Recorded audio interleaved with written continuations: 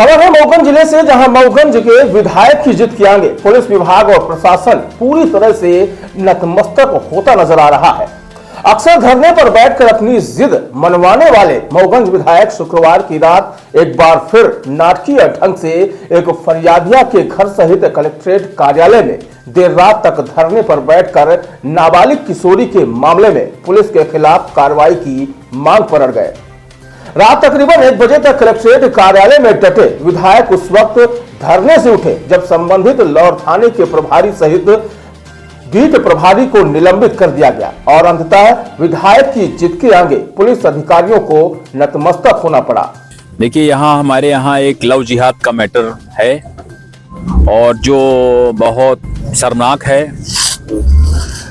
और लौ थाने की पुलिस का भी इसमें संदिग्ध स्थिति है। 29 तारीख की घटना की एक रिपोर्ट है, FIR है। 3 लोगों के नाम से FIR है। FIR जब होती है तो स्वाभाविक तौर से उसमें कोई ना कोई तथ्य होते हैं। जब कोई कार्रवाई नहीं हुई तो फिर SP को आवेदन दिया गया। SP को आवेदन जब दिया गया तो उसमें भी कोई कार्रवाई नहीं हुई। इसके बाद यहाँ एक और घटना होती है 2 तारीख को जनवरी में और उस बच्ची को लेकर के अपराधी चला जाता है।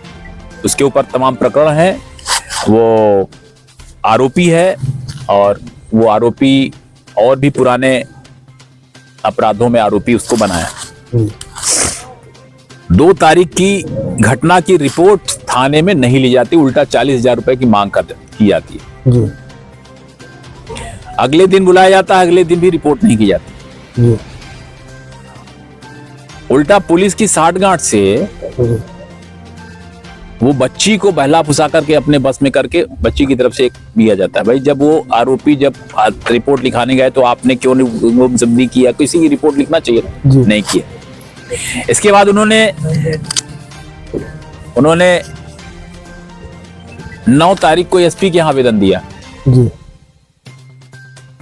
तब जाकर के उसमें FIR होती है। FIR तो हो जाती है मगर वो बराबर परेशान करने के लिए यहीं पे बना रहता है जी। उसके आरोपी के साथ उसके घर परिवार के लोग, सारे तथ्य हैं जी। जिले में और इसमें जब यहाँ एक दिन हम जाते हैं, जब हमारे पास शिकायत आती है, मैं जब SP कार्यालय में बैठता हूँ, SP और कलेक्टर दोनों बीच में 3-4 घंटे बैठे, तब जाकर के पुलिस बाहर से जाकर के उसको गिरफ्तार करती। मतलब एक आरोपी को गिरफ्तार करने के लिए मेरे जैसे व्यक्ति को SP कार्यालय में 3 घंटे बैठना पड़ता है। और इसलिए इसमें आज फिर वो लड़की का मेडिकल के लिए गया और इसके बाद अभी 2 आवेदन लड़की को घर से फिर वो लेके चले गए। सामने से, घर के सामने से मोटरसाइकिल में बिठा करके। 15 तारीख की रिपोर्ट है, कुछ नहीं हुआ। नाबालिग लड़की को दूसरे घर में रखा हुआ और 17 तारीख की फिर से रिपोर्ट है, आज 17 तारीख।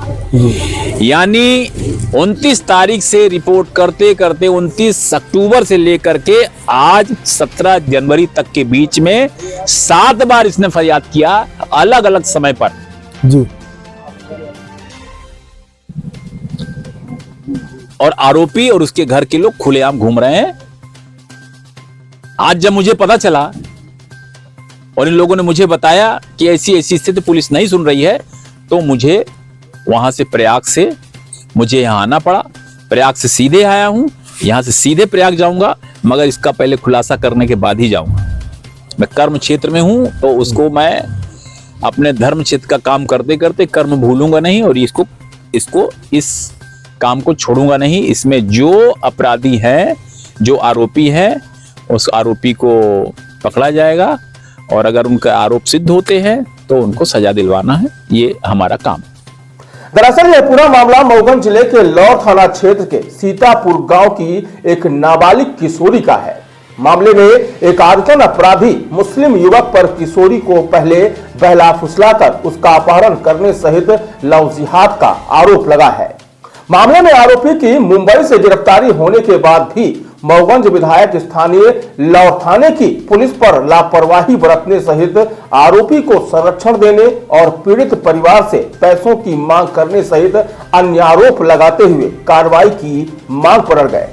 शुक्रवार की देर शाम विधायक प्रदीप पटेल प्रयागराज से चल रहे महाकुंभ से सीधा वापस लौटने के बाद सीतापुर गांव पहुंचे और फरियादिया के घर में धरना दे दिया। लेकिन जब बात यहां नहीं बनी तो वह कलेक्ट्रेट कार्यालय पहुंचे और एक बार फिर धरने पर बैठ गए। रात तकरीबन 1 बजे तक चले मान मनोवल के बाद विधायक उस वक्त धरने से उठे जब मऊगंज एसपी रसना ठाकुर ने लौर थाने के प्रभारी जगदीश सिंह ठाकुर और संबंधित बीट प्रभारी को निलंबित कर दिया। फिलहाल मऊगंज विधायक ने तो धरना देकर अपनी जिद पूरी कर ली, लेकिन विधायक के इस क्रियाकलाप से अब पूरे जिले के पुलिस और प्रशासनिक महकमे में चर्चाओं का बाजार गर्म है। जनता ने मुझे चुना है, इसीलिए मैं जनता की आवाज के लिए प्रयाग से चला आ रहा हूँ जी।